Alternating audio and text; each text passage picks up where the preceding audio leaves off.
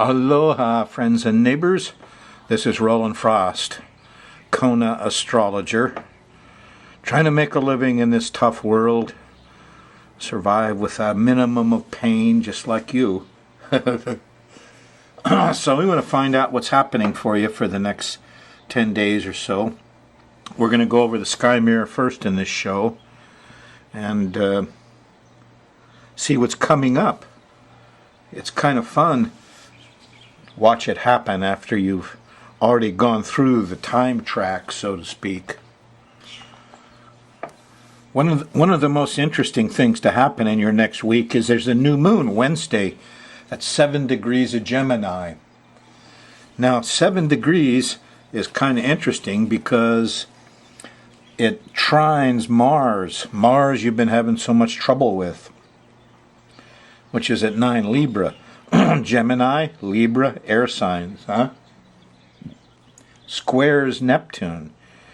Neptune's at 7 degrees of Pisces, a mutable sign, squaring another mutable sign. Did you know that this whole business of the zodiac signs is just so you can figure out the squares and trines without counting numbers? So, if you're going to study astrology, the first thing you do is find out what's opposing what. What zodiac sign is opposing what? That's an important degree, the opposition. When I first started the show back a few years ago, I used to do quizzes. What sign opposes Aries? Of course, Libra. What sign opposes Taurus? Scorpio. What sign opposes Gemini? Sagittarius. So if you see Mars over here in Libra, and he's kind of threatening still, huh? I mean, he stopped on May 20th. So he's pretty strong. What you're going to feel most during this time of watching the show is Mars. We'll get back to him shortly. Because when the planet slows down and stops, oh boy, permeates consciousness. When Mars slows down and stops, it gets hot. And the adrenals pump. But now, Neptune over here is a different kind of character. We call him priest, artist, doctor, musician. I've started calling him the privileged class. Here's the king and the movie star and again, poor Mr. Sterling.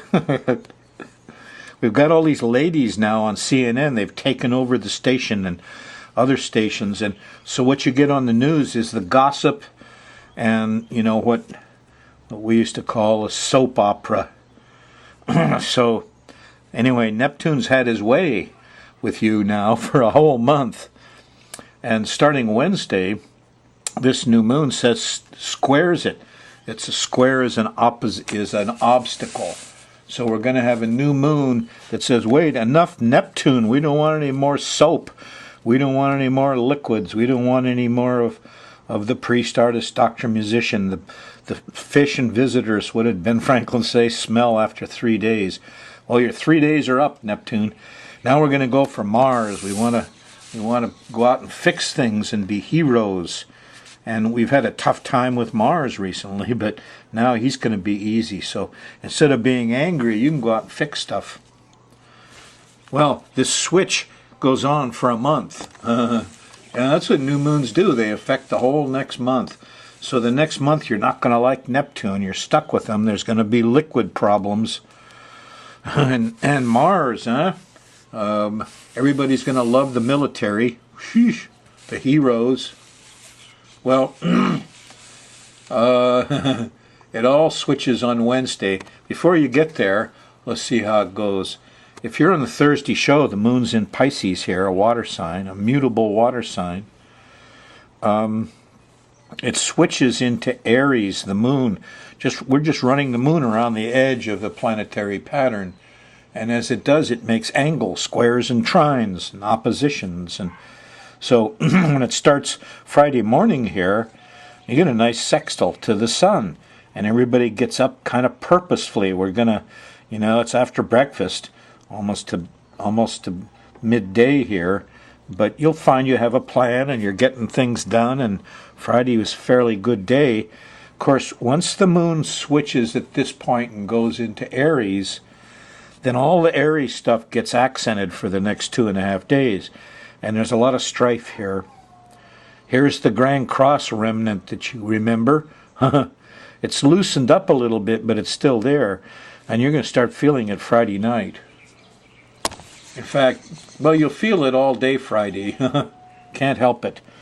And the first thing that happens is the opposition to Mars. Damn those young men, those military, those fires, those fights.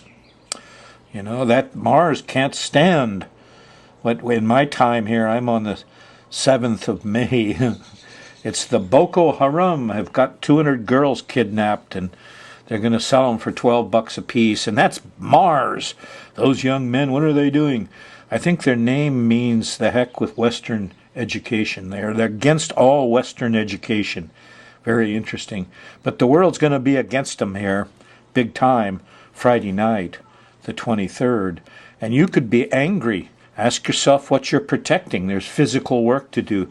Mostly hard, though, difficult, because Mars has squares and oppositions. And the more angry you get, the worse the problem will be. It'll turn in, instead of fix it, it'll turn into accidents and injuries. And Friday night's that kind of time. So it's not a good time to be out on the roads, not a good time to argue with anybody, and you'll feel like arguing. And that could go through Friday night and well into Saturday morning. The moon's still in Aries, and there's a square to Pluto at 13 degrees.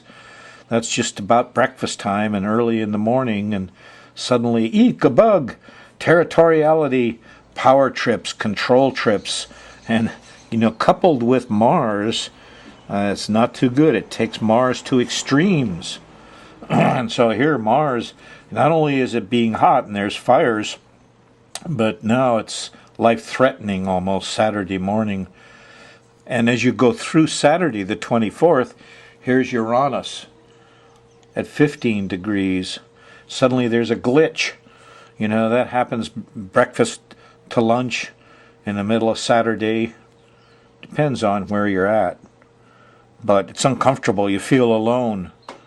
And what's the police doing here? Where did our heroes go? And why is everybody so angry and impatient? And, you know, it just seems to build until you get to the square to Jupiter. It's pumped up so big it's like a balloon by the time you get to Saturday afternoon. Maybe this is sports. Wouldn't that be nice if you work it all out on a silly football game? But whatever it is in your life, Friday's not a very good time to start repairing your roof or start fixing a lot of stuff. There'll be electrical problems Saturday. You're overdoing it well into Saturday night. Nothing very nice happens till you get to real late Saturday. And here at 25 degrees, 23 degrees, 24 degrees of Aries is a conjunction to Venus. And there's lovingness, and there's sexiness. And there's a sextile down here to Mercury. Mercury is like the kids, the communication. Suddenly there's soft talk. Softer talk. Suddenly, maybe we'll hear from all those girls they kidnapped. I don't know. I'm looking at Mars, the Boko Haram guys kidnapping Venus. In my time, there's a Venus-Mars opposition. But in your time here, Sunday feels... Actually, here's the south node here at 27 degrees. And that's going to happen about breakfast time. When the moon goes by the south node, we all feel like we need help. We're kind of weakened. Here's the girls and the kids, and we need help. And let's help. Let's mother some people here Sunday morning. That's what it's about. There is a sextile to Neptune, and it had a good new moon, so here's a good time for church and Jesus and singing and music, and open up your higher heart Sunday night, the 25th of May. And you better catch this one, because on Wednesday there's a new moon. It takes you away from the Neptune period, so sing your songs, write your poetry, sit under the tree, watch the colors. Watch the nature program on public TV. Sunday night could be quite nice. And, a little music helps a lot. As I say, music calms the savage beast. Not modern music. Got to go back to 60s music and even further, Bach and Beethoven and stuff. Monday, the moon's still in Taurus. The moon shifted into Taurus about noontime on Sunday, and when it did, you got the sextile to Neptune, and you start feeling better about everything, and the belief comes back, and Sunday could be quite nice. Monday morning, the 26th, here's a trine to Pluto. We feel like we got control, and everything's going to be okay, and off we go until late Monday night. This is about 9, 10 o'clock. The moon opposes Saturn. Uh-oh. Where's the money? Where's the time? We all feel restricted. Why are those guys in the suits and the ties, making all these decisions? And are they really helping us? Well, there's a sextile to Jupiter. Somebody's getting rich. There's a lot of laughing here. I mean, the time that you're in, there is a Jupiter trine Saturn. Here's your Democrats, here's your Republicans, and they're kind of in harmony at 19, 20 degrees. Of course, they square and quincunx Uranus. There's no environmental work going on. Oh, let's not talk about climate change or global warming or, the drug war. No. Well, Tuesday, the moon's still in Taurus and stays there until dinner time, and then shifts into Gemini. And once that happens, all the vibes change again for the next 2.5 days. And you're in the new moon zone.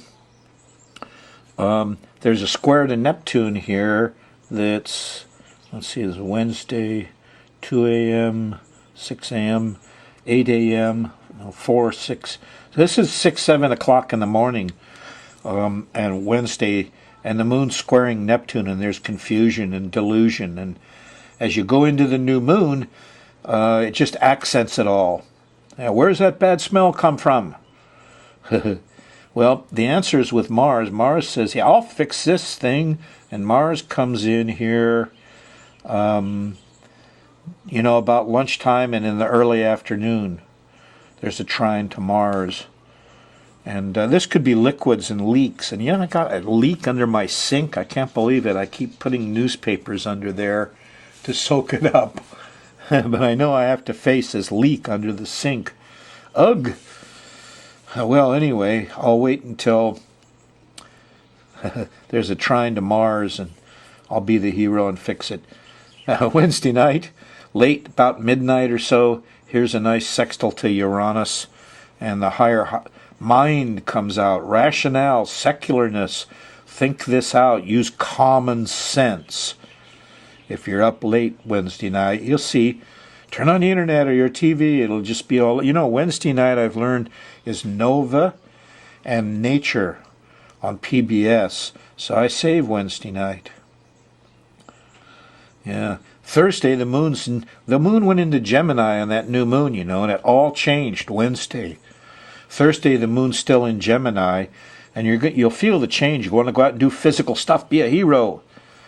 No, we don't want to dress up and be all colorful and be a good actor, be the king, be the privileged person. Neptune is going to eat it for a month, folks.